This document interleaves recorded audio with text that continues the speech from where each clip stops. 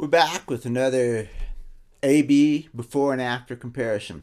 I did one 3 weeks ago. It's been 3 weeks since my last video, and I did one of a D-28 that I did. I recorded it before I did anything to it, and then I recorded it after all the modifications. This is a D-18, same thing. I recorded the D-18 before, and here it is afterwards. I'm going to recompare it to the shop's D-18 that's sitting over here. And I'll tell you what I think about it, what the changes were, and you can take a listen. And it's just been a really busy 3 weeks. I'm up in Los Alamos and I'm working and still don't have an air conditioner. It's July, it's hot up there. I'm really fighting it, man. I've got portable air conditioners in place, and it's a battle. It's like 82 degrees in the building, and it's a battle. I've gotten some work done up there. I've gotten a lot of fret jobs done. I've got a lot of guitars moved along in the queue. But this and the D-28 are the only ones I've actually finished. The others are moving along pretty good. But, people, again, I always ask, are you accepting new work? And, not really. I've got 9 guitars in the shop now. So 2 of them are going to ship on Monday, hopefully. They're going to ship on Monday, and then I'm going to have 7. And I really only want like 4. So no, I'm not accepting new work. And after those get done, which is probably going to be September or October, then there's already a whole nother batch, coming in. So when people that email me or ask about, this or that guitar, I just say, can't get to it. That's the reality of the thing. It's going to be months. So the backlog is huge. So I do keep a list, and I have a hot list, so people that are third in the queue move on to that hot list. And I will eventually get to them. I'm only trying to work on 70's with the really rare occasional interesting guitar, usually from a repeat customer, like that 63 D21 I did a while ago. Got a few things like that, but anyway, let's get to playing this guitar. And I'm going to splice in the unmodified version of this, and this is the modified version. So the A is going to be the unmodified, the B is going to be the modified one, and C is going to be the shop 72 D-18. This guitar, by the way, is 394 XXX, so you can figure out the year. All right, here we go.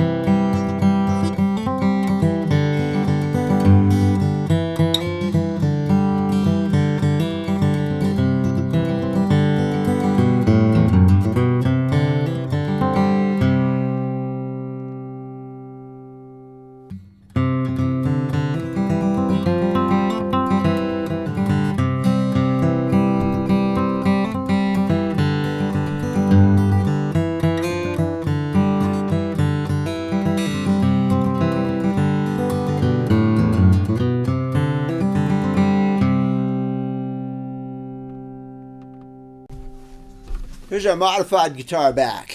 Let's see. It's had the full modifications. It's got Grover 18-to-1s on the headstock. It's got my bone nut. It's got 15 new frets. I reduced the relief by planing the fingerboard just a little bit here. I was originally going to do just 5 frets, but as I started pulling frets, and it was like the other ones up here were just loose, and it was just easy to just go ahead and do 15 frets.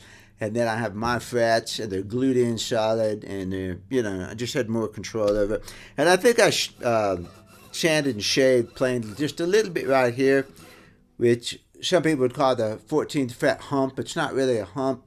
It's caused by a dip in the relief, but I went ahead and took off just a little bit right here to help level out everything. It just made my job better. So I did that. I did a neck reset on it. Popsicle braces out. So it's got my brace in it. I scalloped the X braces only, and it had a Madagascar rosewood bridge, I think. That looks like Madagascar. Don't quote me on that, but I think that one's Madagascar. I remember we talked about wanting a deeper wood. Yeah, it's Madagascar.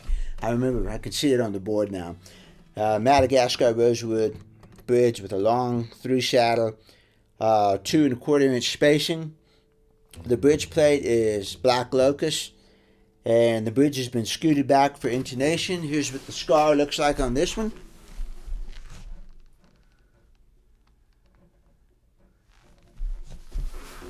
I walked out of my little light, to get to that. But the scar looks really good on this. It's got a little bit of a dark line there. That happens. There's nothing you can do about that. That's just from where the old finish stops. And so it's not real noticeable. The main thing is it plays in tune. We did a pick guard on it. And that should be it. Antique acoustic bridge pins. Just the black ones. Those are my favorite bridge pins. The saddle is really good on this guitar. Perfect, perfect height. And the action right now is 96 thousandths of an inch, which is just a smidgen higher than I would shoot for. But I've been having a little bit of trouble, which I documented on that D-35, with the actions rising and lowering. And what I think is happening is I'm not compensating enough for the humidity here. I'm at 8,500 feet elevation. And even though the RH meter says certain humidity, the difference in air pressure and that sort of thing, I don't know. I just humidified this guitar a little bit more because I did lay a straight edge across it at one point, and it touched both sides. And so I said, that's a dry guitar because the top ought to have a little bit of an arch to it. So I humidified it, and I brought that arch up, and when I did, the action went up, and that's where I set it. So I feel like 96 thousandths of an inch is an action with some latitude. I don't think it's going to go up any more than this because, like I said, I humidified it pretty hard.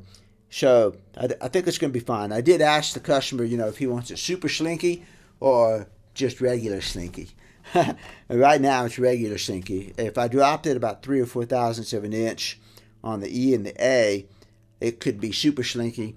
But the D, the G, the B, and the E are all, exactly where I would set them anyway. So, but, plays good. I don't have any problem. And it's got almost no neck relief. I took the neck relief out. So it feels great in the middle of the neck. When you talk about a 12th fret action, you're talking about up here.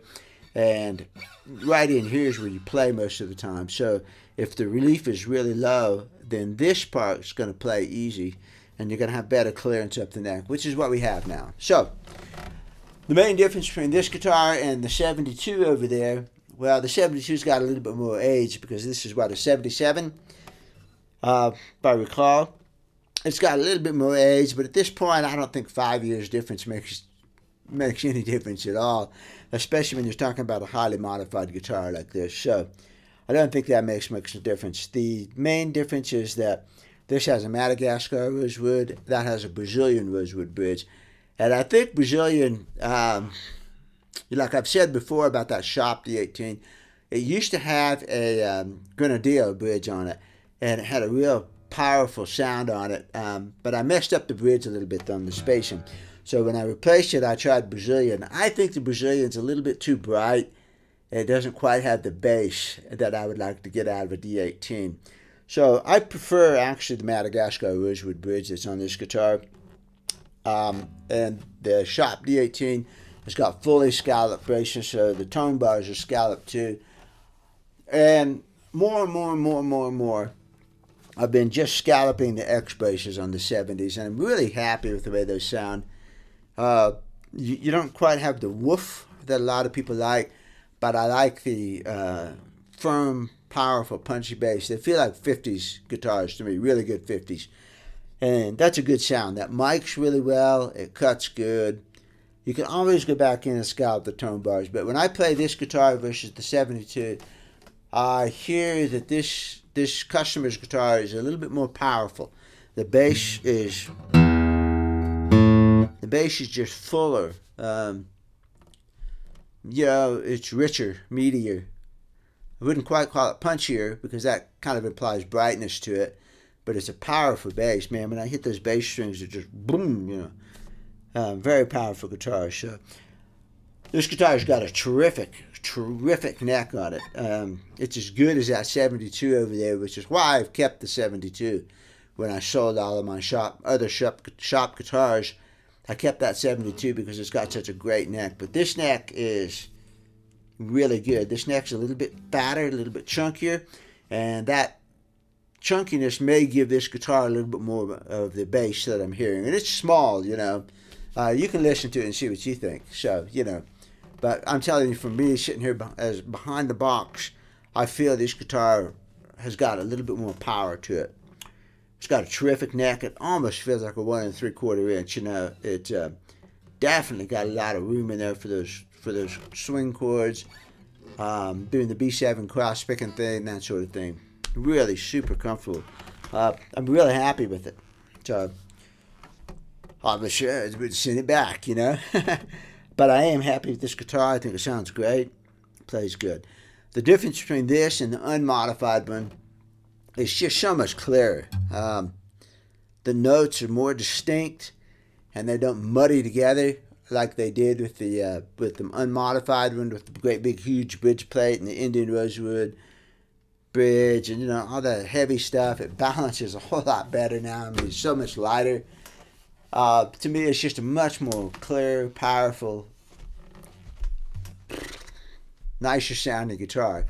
It sounded pretty good stock, but it was muddy to me. It had a good bass, and some people mentioned the bass.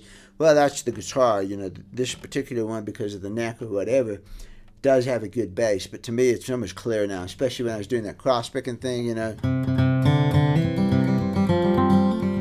The notes come out so much more individually, which to me makes a much better sounding flat picking guitar. So, there it is. I should play a little bit more on it so we could hear it some more. Let's see, I'll play something I haven't played in a while. I talk about Beaumont Rag a lot, the cross picking thing. Let's see if I can remember how it goes.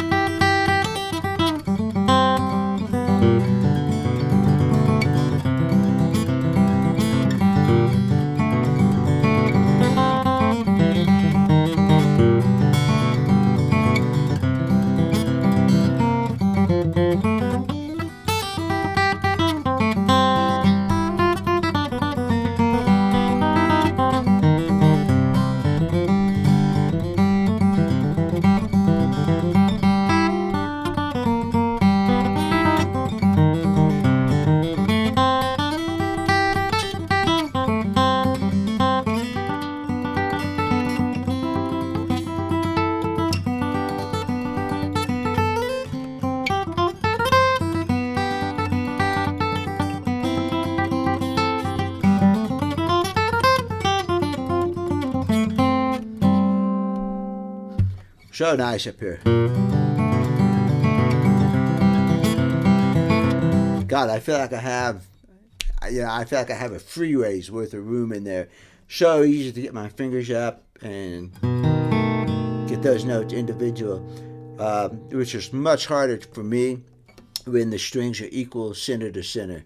So roomy up here. Same thing on the swing chords. Good guitar, you know.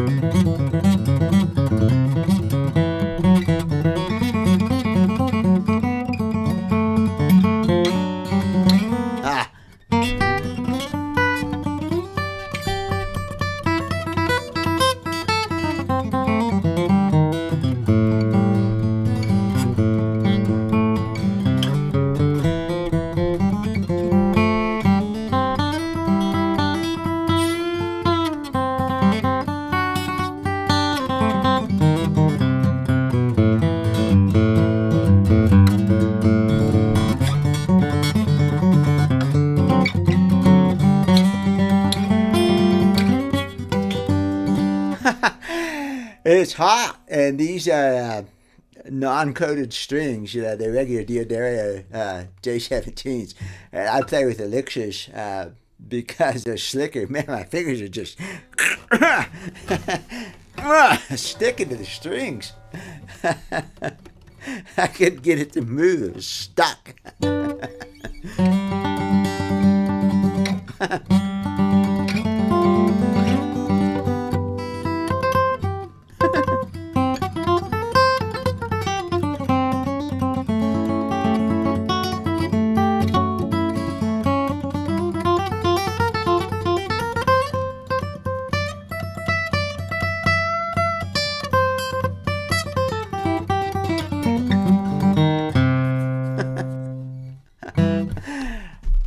Actually, I picked that up. I haven't played that in a long time, and I thought I should practice some tunes I haven't played in a long time. But gosh, my fingers are sticking. But you know, you can really hear the bass on that thing. You know.